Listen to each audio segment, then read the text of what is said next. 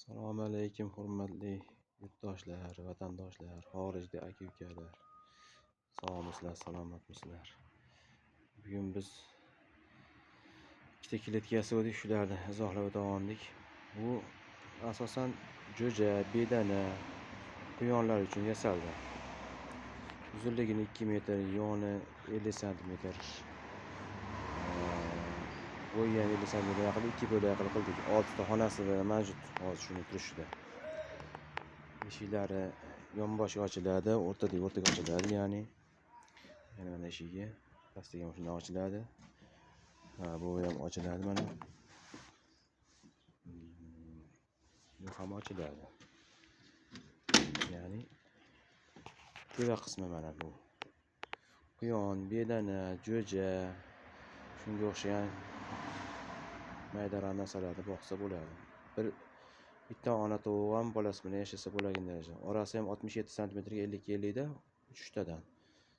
Ya'ni 3 tadan 6 ta kurkuk tovuq ham sig'adi degani. 3 funksiyali.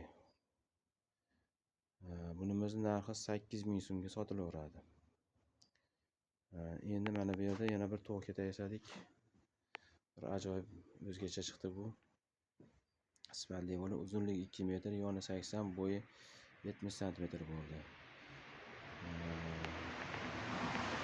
Buni o'sha tuxumolgan joylarni qilingan.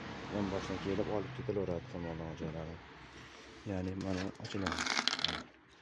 Shu sanatda yashiy bor. Qo'yib kelaveradi.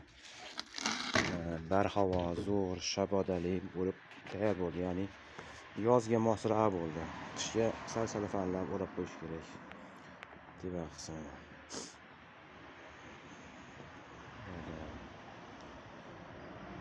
Farg'ona viloyati Yozyovon tumani Toshqo'rg'on qishloq Shaboda 108 90 536 06 11 93 536 06 31 100 raqamimiz. Bunimizning narxi ham 8000 so'm. Katagimiz ham. Sog' bo'lasizlar, salomat bo'lasizlar. E'tiboringiz uchun rahmat.